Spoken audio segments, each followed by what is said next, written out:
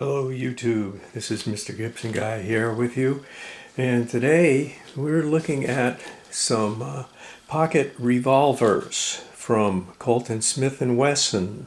Okay, this is we're going to look at what we have, what we used to have, and think about what could be. Right before you see two guns that are pretty old. They're both over 100 years old. The gun on top is a Colt New Pocket Positive from the first decade of the 20th century, and below it is a 1903 hand ejector 32 in 32 Smith & Wesson long, and it's from about 1905, 1906.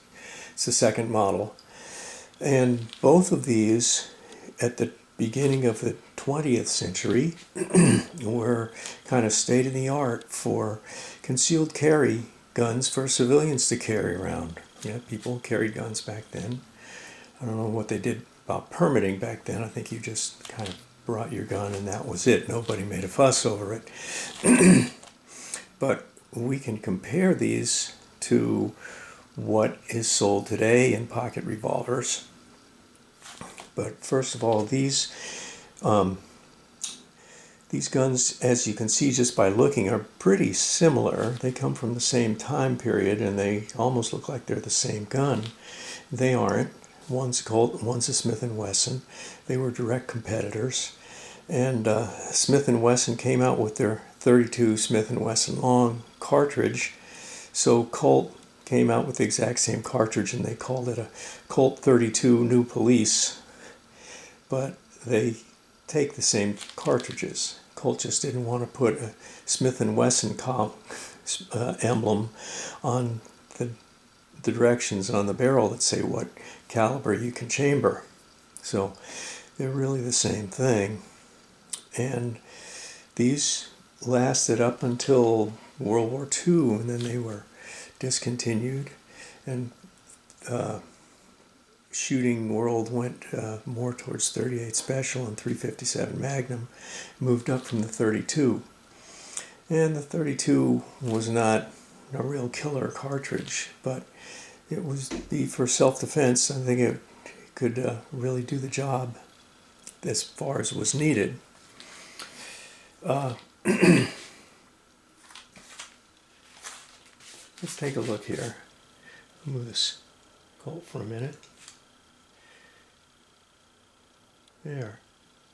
Now we have Smith & Wesson, Smith & Wesson. The one on top is a model 637, and then the 03 hand ejector on the bottom, of course. Now the top one is a little bit thicker because it has a longer cylinder because it's chambered for 38 Special instead of the 32. And we can look at that. There's 32. There's 38 Special, and there's a 32 short. So you see there's a little bit of difference there. That's why it had to have a longer magazine. But we can look at some other aspects of it.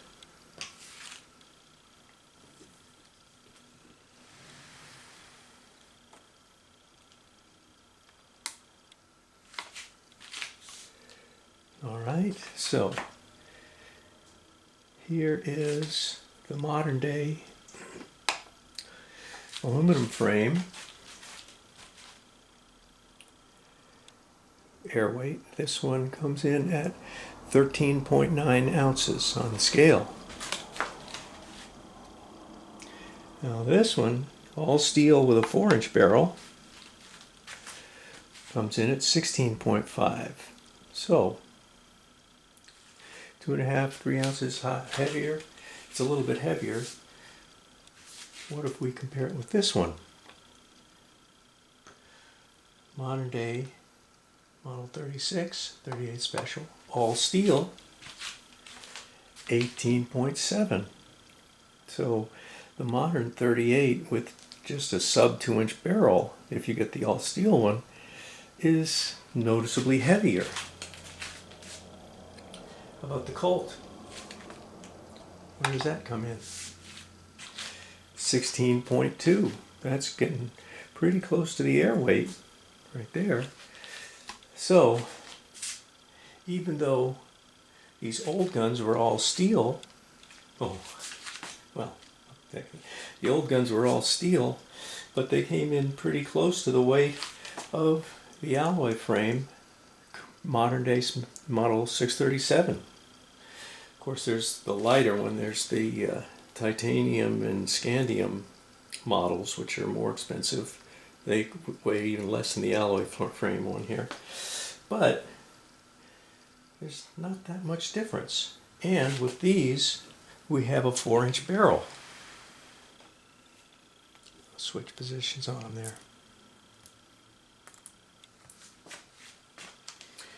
Now, the next closest to these would be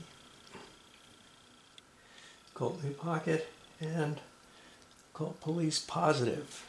That was a standard size police gun for much of the 20th century from the very beginning. And the pocket, you can see, is smaller. This one also weighs 24.9 ounces, so it's a little bit more. And if we want to do comparison with Smith & Wesson, the real hand ejector, Model 10, right there, yeah, it's a good bit larger. This was the Smith & Wesson version of the modern police 38 caliber 6-shooter. And this one comes in at 29.5 ounces. That's a real heavy weight there. So what would be the purpose of what could Smith & Wesson and Colt do to sell these guns today?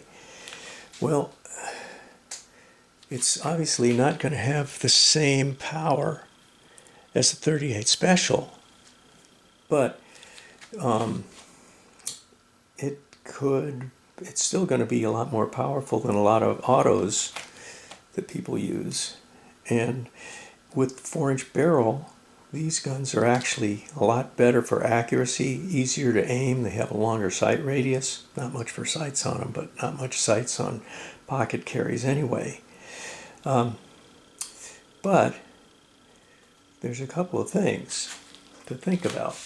Weight is pretty similar, as we saw, within a couple of ounces between this and modern guns, and these are kind of in the middle. They could make these with an alloy frame, and that would shave off another 2 or 3 ounces, make these just as light as the old guns. Also, you could shoot 32 Special out of these guns with alloy frames, and you wouldn't tear the guns up very much because it is a little less powerful cartridge than the 38. You know, when you get these alloy frame guns, the Colts and the Smith & Wessons, you be careful about how much you shoot them because they do wear down from all the pressure on it from that 38 Special plus Ps that you're firing through your Smith & Wesson. They're going to be rough on the frame, but the 32 would be less rough on it. So they can make them all steel, or they can make them with alloy frames and keep steel barrel and cylinder like we do on the modern day guns. It's going to be a little bit longer, but also with the 32, this 6-shot is a narrower diameter cylinder than what we have on the 38. So these guns actually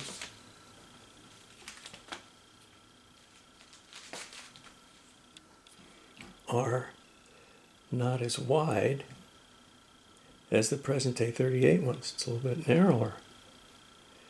Look at that.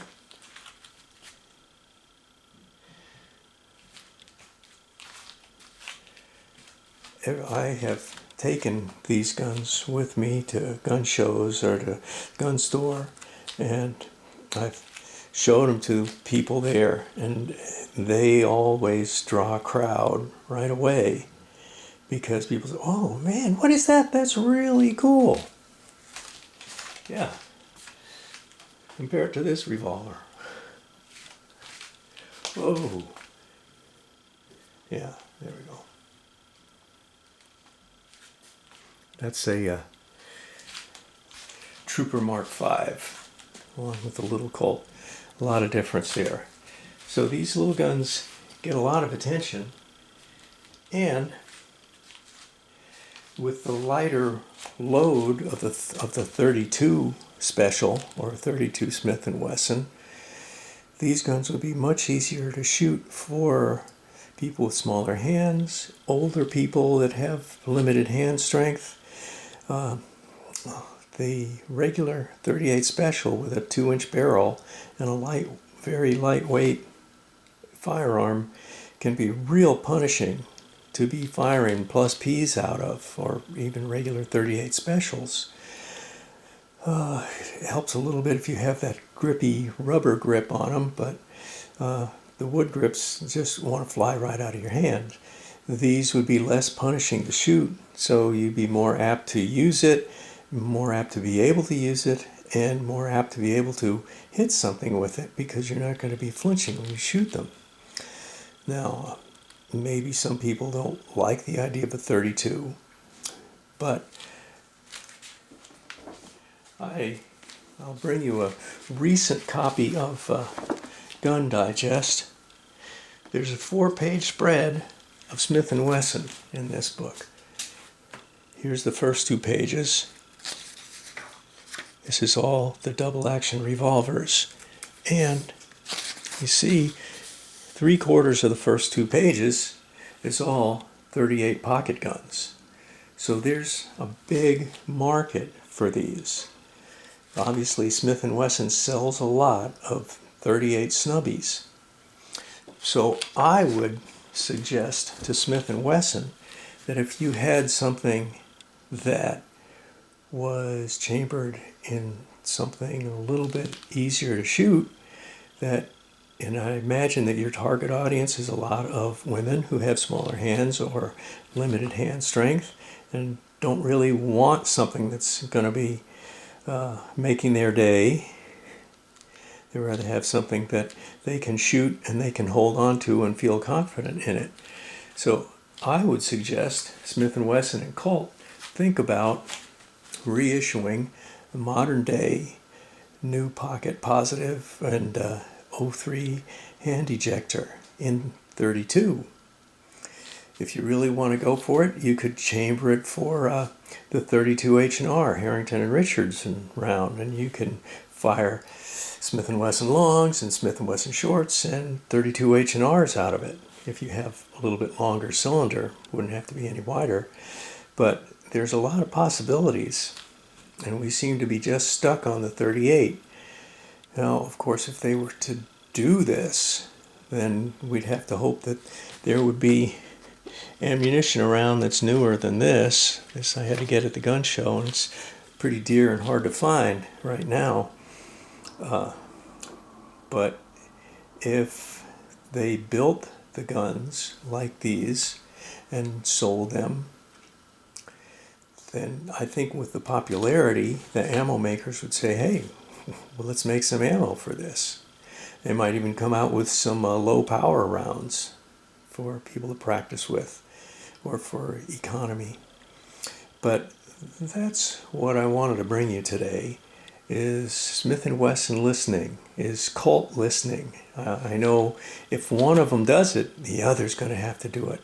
And I feel pretty strongly that these guns, if they came out in the 21st century, could be really big sellers.